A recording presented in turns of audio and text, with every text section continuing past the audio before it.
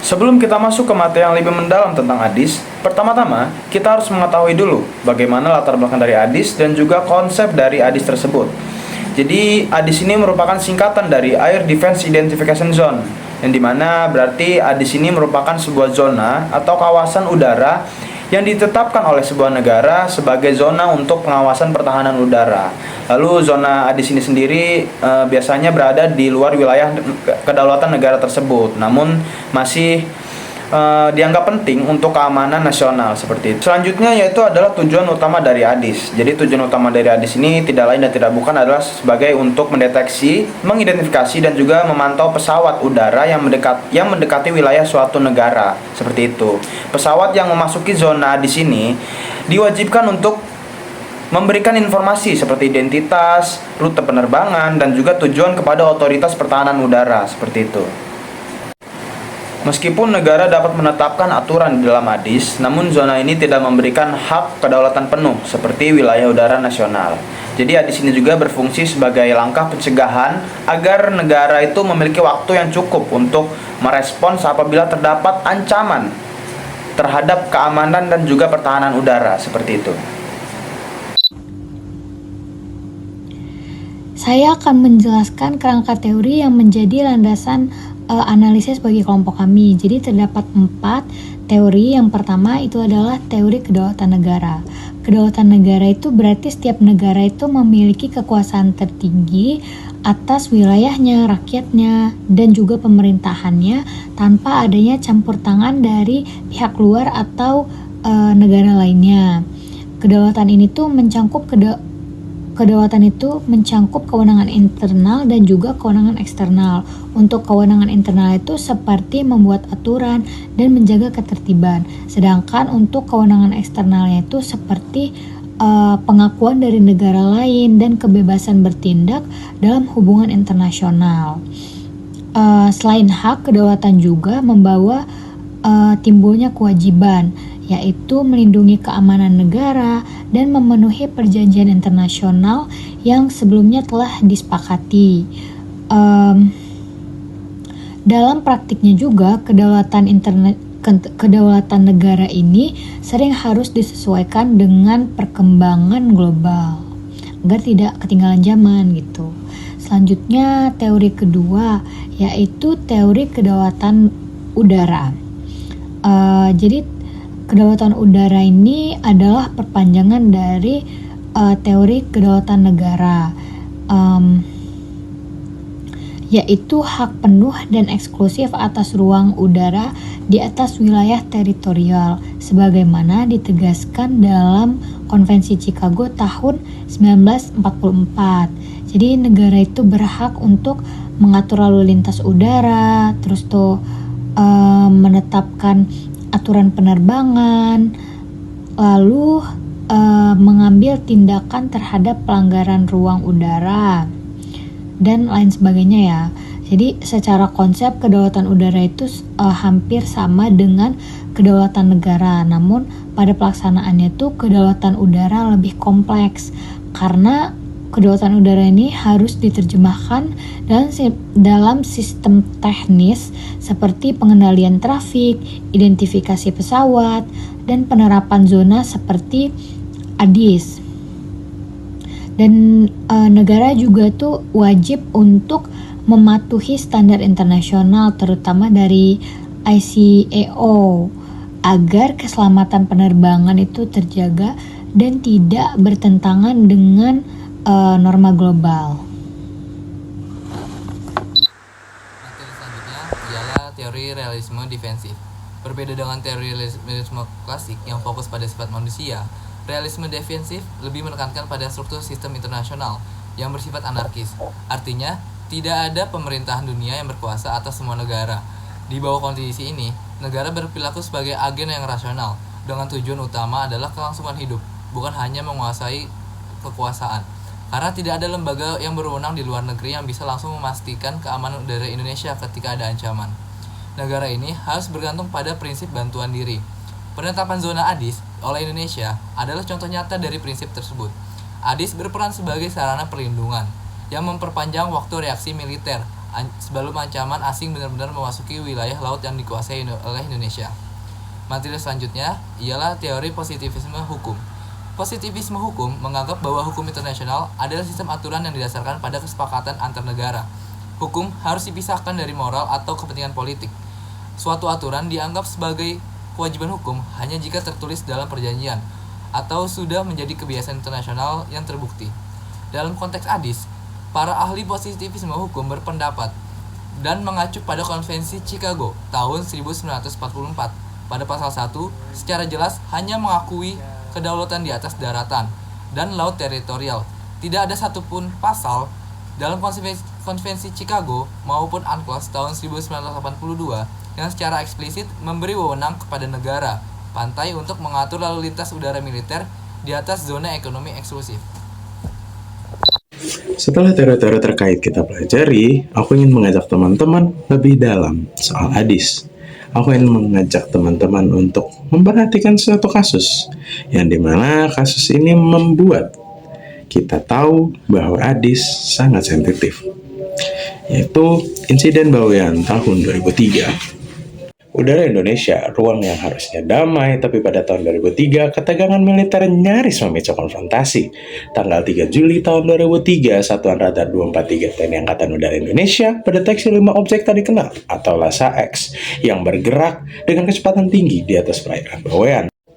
Kelima objek ini tidak terdaftar pada jadwal penerbangan sipil dan diam 1000 bahasa ketika ITC Bali dan Surabaya mencoba menghubunginya. Untuk mengantisipasi ancaman, Kohanudnas segera bertindak. 2 unit pesawat tempur F-16 Fighting Falcon dari Landasan Udara Iswajudi dikerahkan untuk menjalankan prosedur standar, yaitu intercept, identify, dan shadow.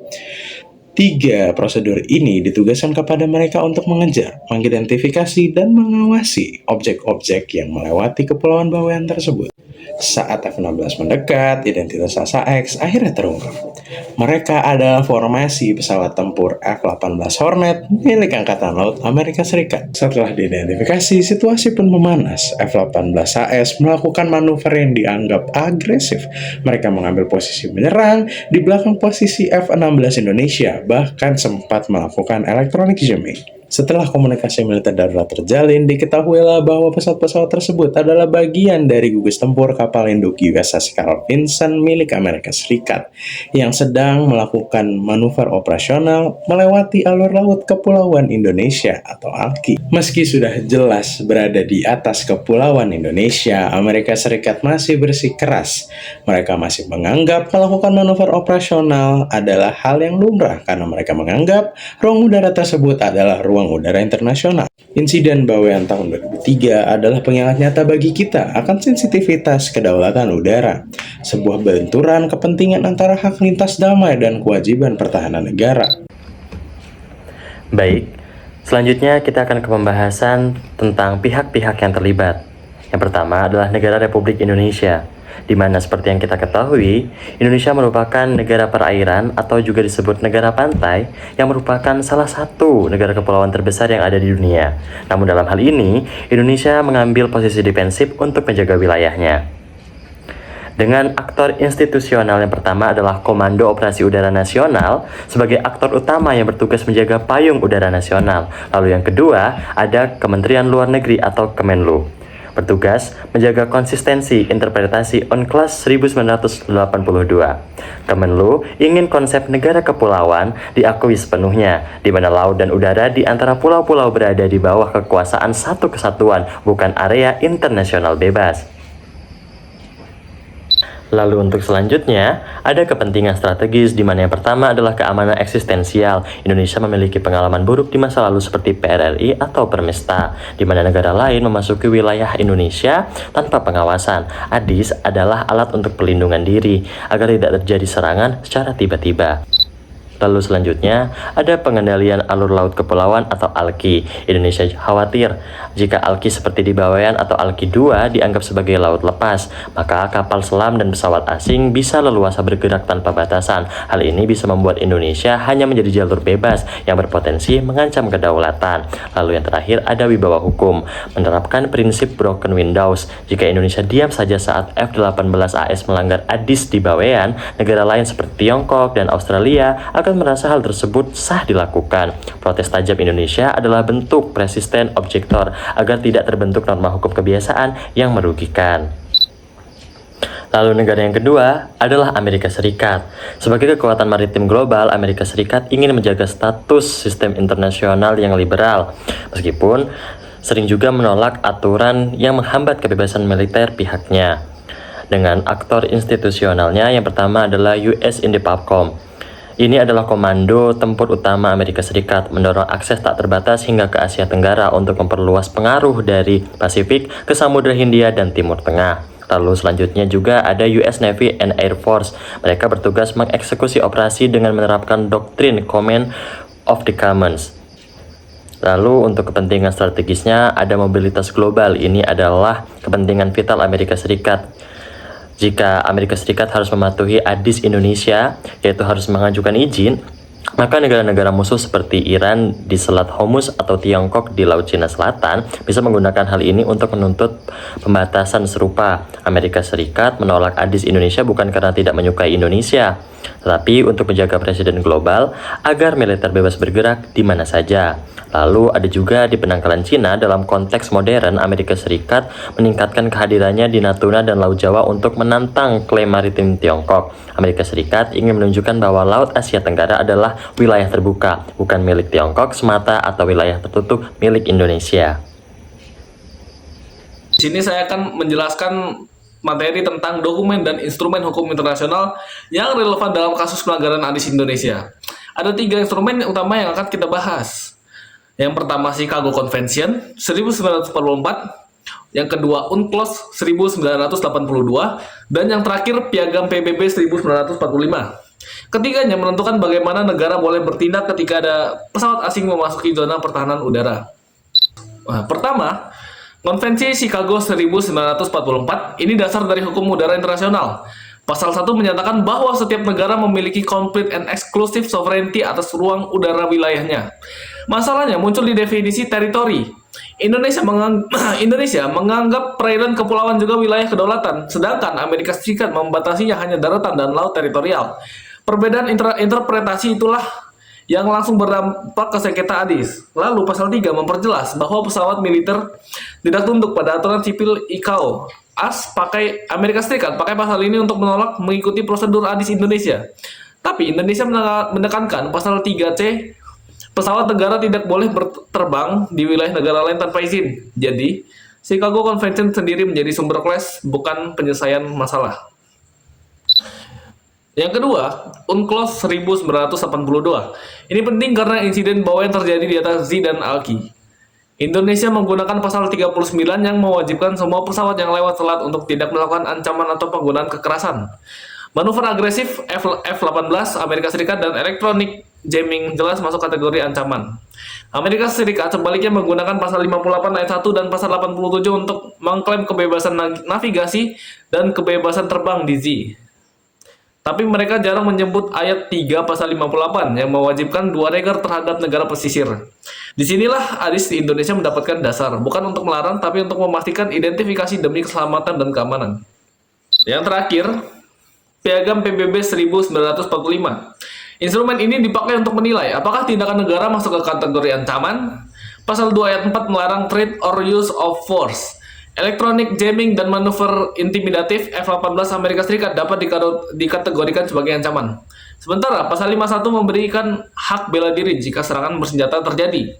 Tapi standar arm attack sangat tinggi. Itu sebabnya tindakan Tentara Nasional Indonesia Angkatan Udara hanya sebagai intersepsi dan identifikasi visual proporsional dan masih dalam batas hukum internasional. Nah, dari ketiga instrumen tadi, kita melihat satu pola besar. Tidak ada satupun yang secara eksplisit mengatur ADIS. Akibatnya, Indonesia dan Amerika Serikat sama-sama menggunakan celah interpretasi untuk membenarkan posisi masing-masing. Ini yang membuat ADIS menjadi area abu-abu dalam hukum internasional. Bukan ilegal, tapi tidak sepenuhnya diakui. Karena itu, benturan seperti insiden Bawean 2003 sulit untuk dihindari. Lalu kita akan masuk ke bab 4, yaitu analisis permasalahan, dimulai dari yang pertama, analisis terhadap apakah ADIS diakui dalam hukum internasional. Secara tertulis, sistem hukum udara internasional itu dilandaskan kepada Konvensi Chicago 1944 yang bersifat dua bagian. Dia hanya mengenali ruang udara berdaulat dan ruang udara internasional. Dan tidak ada satu pasal pun dalam Konvensi Chicago ini maupun UNCLOS yang secara jelas menggunakan istilah ADIS ini. Nah, berdasarkan prinsip nullum crimen nulla poene sine praevia lege poenali, tidak ada tindakan melanggar hukum tanpa adanya undang-undang yang menetapkan hukuman. Para pengikut teori positivis sering menggunakan ketiadaan mandat dalam perjanjian ini untuk menyatakan bahwa ADIS tidak memiliki dasar hukum yang sah. Mereka berpendapat bahwa di luar batas 12 mil laut, aturan yang berlaku adalah kebebasan penerbangan mutlak sesuai pasal 87 UNCLOS, sehingga semua pembatasan yang dilakukan oleh negara pesisir secara sendirian dianggap melanggar batas kewenangan. Namun ketiadaan aturan yang ditulis tidak langsung namun ketiadaan aturan ini tidak langsung membuat ADIS ini menjadi ilegal. Nah, para ahli itu berpendapat, analisis hukumnya para ahli menempatkan ADIS ini sebagai aturan yang muncul dari hukum kebiasaan internasional. Ya, karena sejak tahun 1950 lebih dari 20 negara termasuk Amerika Serikat, Kanada, Jepang, Korea Selatan, Tiongkok, dan Indonesia telah menetapkan ADIS. Secara sendirian, praktik ini meluas dan konsisten, mencakup negara-negara dengan sistem pemerintahan yang berbeda. Terus, negara-negara ini tuh menggunakan ADIS dengan keyakinan hukum bahwa tindakan tersebut adalah kebutuhan mendesak demi kepentingan pertahanan diri. Oleh karena itu, meskipun ADIS tidak diakui sebagai zona kedaulatan menurut perjanjian Konvensi Chicago dan UNCLOS 1982, ia diakui secara faktual sebagai zona kompetensi fungsional. Di dalam zona ini, negara tidak memiliki kedaulatan penuh, tetapi memiliki wewenang terbatas untuk mengenali dan memantau agar bisa mencegah ancaman, selama tidak menghalangi hak lintas yang damai secara permanen. Terus kita akan masuk ke analisis yang kedua, yaitu terhadap bagaimana penerapan ADIS di Indonesia dapat dipertanggungjawabkan menurut hukum udara internasional. Penerapan area dalam penerapan ADIS ini di Indonesia itu ada di atas zona ekonomi eksklusif dan alur laut kepulauan (ALKI). Dapat dibenarkan berdasarkan pasal 58 ayat 3 Konvensi Hukum Laut, yaitu UNCLOS 1982. Pasal ini meminta negara asing untuk memperhatikan hak serta kewajiban negara pesisir dan taat pada hukum negara pesisir yang tidak bertentangan dengan konvensi tersebut. Indonesia menerapkan aturan ADIS, yaitu wajib laporan dan mengidentifikasi mereka, bukan untuk menghalangi perjalanan pesawat yang melintasi, tetapi untuk memastikan keselamatan penerbangan sipil dan keamanan negara. Pesawat militer asing yang terbang tanpa menghubungi pihak berwenang di jalur padat seperti di atas Laut Jawa atau bawean melanggar prinsip perhatian due regard karena berpotensi membahayakan keselamatan penerbangan pesawat sipil. Maka tindakan Indonesia meminta identifikasi pesawat asing adalah sah menurut Indonesia dan dapat dibenarkan sebagai upaya menjaga keselamatan navigasi penerbangan.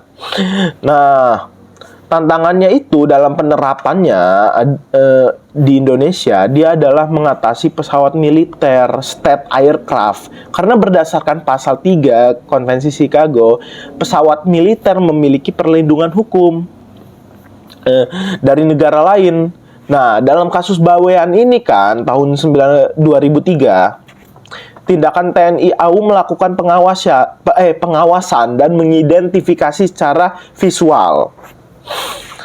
Dianggap sah serta proporsional. Namun jika Indonesia